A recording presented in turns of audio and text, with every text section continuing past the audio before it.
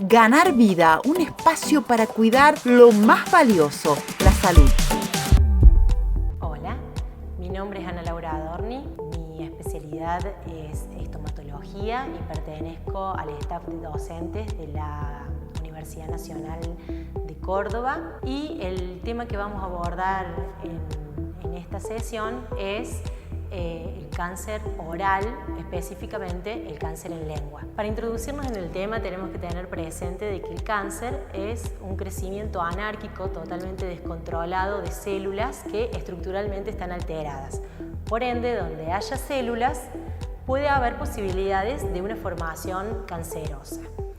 ¿Por qué explico esto? Hay mucha gente que todavía se sorprende cuando hablamos de que en la boca también puede haber cáncer. Si nos guiamos por las estadísticas que nos brinda el Servicio de Tumores de la provincia de Córdoba, encontramos que se hallan o se diagnostican 120 casos nuevos de cáncer oral por año en lo que es toda la provincia de Córdoba. Un 40% se localiza en lengua y el otro 60% en el resto de la boca, labios, mucosa yugal, que es la parte interna de la mejilla, encías, etc. También, valiéndonos de las estadísticas, podemos saber que entre un alto porcentaje, entre un 90 y un 95%, se inician esos cánceres en una lesión previa no maligna.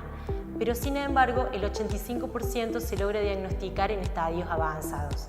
Entonces, si analizamos esas estadísticas podemos determinar que hay algo que está fallando, y lo que está fallando es un poco lo que es la etapa preventiva, la etapa de identificación de esas lesiones previas. El cáncer de lengua particularmente le trae al paciente un montón de alteraciones en su vida cotidiana. Entonces el paciente se ve alterado en su comunicación, se ve alterado en su alimentación. Entonces, si existen maneras de prevenirlo, ¿por qué no hacerlo? Para saber cómo vamos a prevenir, necesitamos saber cuáles son los factores predisponentes que nos llevan a padecer cáncer. Dentro de los factores generales podemos mencionar antecedentes genéticos, de diabetes, la hipertensión, la anemia crónica, que predisponen al terreno. También influye determinados malos hábitos, una mala alimentación, un mal descanso, hábitos tóxicos como por ejemplo el tabaquismo y el alcoholismo. Y la parte que más hincapié tenemos que hacer, porque es donde el odontólogo nos puede ayudar a prevenir el cáncer oral, es en la identificación de factores locales. Si existe la presencia del virus del HPV, y el trauma crónico oral es un factor que lo tiene que identificar el odontólogo. El trauma es la irritación que se repite a lo largo del tiempo en algún lugar de la boca. El trauma puede ser físico, químico o mecánico.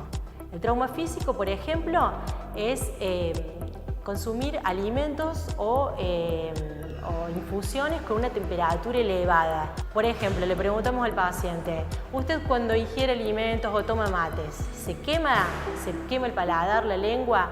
Probablemente el paciente dice: sí, yo siento ardor. Bueno, el dolor es una alarma que tenemos en el organismo que le tenemos que escuchar. Si a esas células que pueden estar irritadas por factores físicos le sumamos a que el paciente es fumador y además es alcoholista crónico, tiene más números para esta lotería de sacarnos algo que no queremos, que es justamente una transformación maligna. Y por último, vamos a mencionar algo que es sumamente importante, que es el trauma mecánico, que está ejercido por prótesis desadaptadas, elementos dentarios filosos, que laceran la mucosa, y esa mucosa va a tender a cicatrizar 1, 2, 10 veces. No sabemos cuándo en ese proceso proliferativo puede fallar y esas células normales transformarse en células cancerosas. Para concluir, nosotros tenemos que tener presente que la cavidad oral es un sistema abierto de una muy fácil inspección clínica.